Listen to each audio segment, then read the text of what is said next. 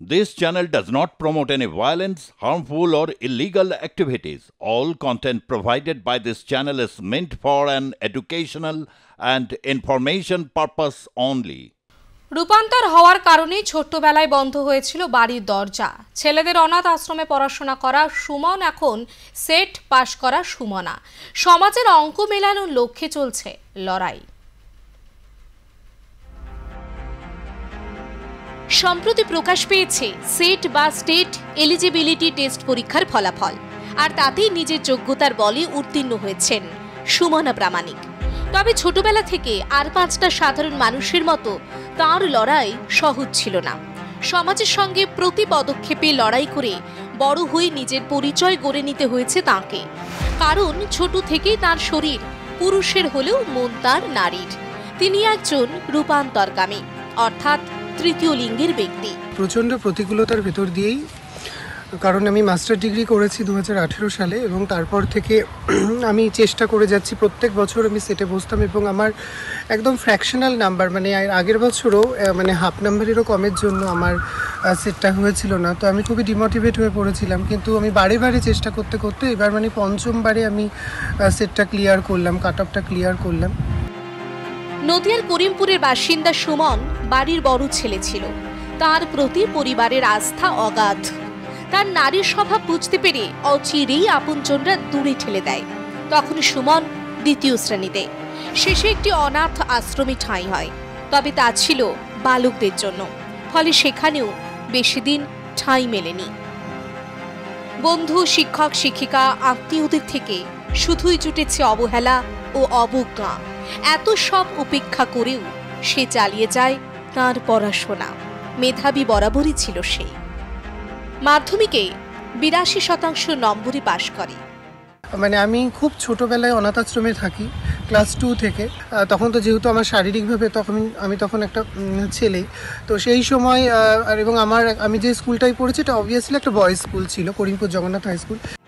মাধ্যমিকের পর তার জীবনের আরও এক অধ্যায় শুরু হয়। নিজের বাড়ি করিমপুর ছেড়ে কৃষ্ণনগরে চলে আসে সে।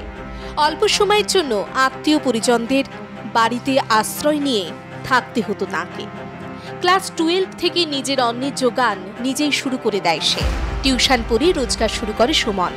উচ্চ মাধ্যমিকে পাশের পর গণিতে স্নাতক হয়। চলতে থাকে জীবন যুদ্ধ। 11-12 আমি কবি বিজয়লাল এইচএস ইনস্টিটিউটে ভর্তি হলাম এবং ওখান থেকে আমি তখন এবং ওই সময়ও কিন্তু আমার জীবনে এতটা স্ট্রাগল ছিল, মানে বলে বোঝাতে পারবো না। মানে আমার আত্মীয় স্বজনরাও কিন্তু আমার পাশে থাকেনি এবং তারা খুব জেলাস দেখতাম যে আমার লেখাপড়াটা নিয়ে। হ্যাঁ, এবং সামাজিক তো একটা কটূক্তি ছিলই। মানে ধরুন রাস্তাঘাটে প্রচণ্ড রকমভাবে হেনস্থা করা, হোমো, ছক্কা, লেডিস, এইগুলো প্রতিনিয়ত শুনতে হতো। কলেজে উঠে সিদ্ধান্ত নেন সুমনের পরিচয় আর তিনি রাখবেন না। কল্যাণী বিশ্ববিদ্যালয়ে অঙ্কে স্নাতকোত্তর পড়াশোনা করে ট্রান্সজেন্ডার হিসেবে প্রথম অঙ্কে গোল্ড মেডেল পান সুমনা। তিনি জানান তার নাম প্রথম সুপারিশ করেন রূপান্তরকামী অধ্যাপিকা মানবী বন্দ্যোপাধ্যায়। আমার আচার আচরণ মেয়েলি ছিল, আমার সত্তাটা নারীর ছিল, কিন্তু শরীরের সাথে আমার মনের যে একটা অমিল, সেটা কিন্তু আমার চারিপাশের মানুষরা কখনোই বোঝেনি এবং তারা কিন্তু আমাকে সবসময় পুরুষ বানানোর চেষ্টা করেছে এবং প্রতিটা মুহূর্তে কিন্তু তারা আমাকে বলেছে যে না, তোর এটা রোগ, এটাকে ট্রিটমেন্ট করাতে হবে, সাইকোলজিস্টকে দেখা, কাউন্সিলিং করা। ওই ইন্টারভ্যালের মধ্যে মানবী বন্দ্যোপাধ্যায় কৃষ্ণনগর উইমেন্স কলেজের প্রিন্সিপাল হয়ে আসে এবং হ্যাঁ, ওই সময় আমি ওনাকে দেখে একটা আলোর দিশা পেলাম যে না, তাহলে আমিও কিছু একটা করতে পারবো। তো মানবীদির কাছে তখন আমি ছুটে যাই এবং মানবীদি আমাকে উইমেন্স, মানে আমি তখন কল্যাণী বিশ্ববিদ্যালয়ে আমি তখন কিন্তু ফার্স্ট ট্রান্সজেন্ডার স্টুডেন্ট হিসেবে এমএসসিতে ভর্তি হই। স্নাতকোত্তর পাশের পর বিএড করেন তিনি। এরপর 2019 সালে শুরু হয় সেট পরীক্ষা দেওয়া। দীর্ঘ 5 বছরের চেষ্টায় সম্প্রতি উত্তীর্ণ হন তিনি। গত প্রায় 1 বছর ধরে তিনি গেস্ট লেকচারার হিসেবে একটি কলেজে শিক্ষকতা করছেন। শুধু পড়াশোনায় তাকে সাফল্য এনে দেয়নি, মাটির মূর্তি গড়তে কিংবা হাতের কাজেও তিনি সিদ্ধহস্ত।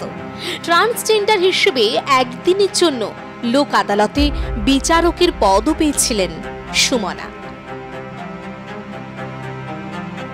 নদিয়া থেকে বিশ্বজিৎ দেবনাথের রিপোর্ট, আর প্লাস নিউজ।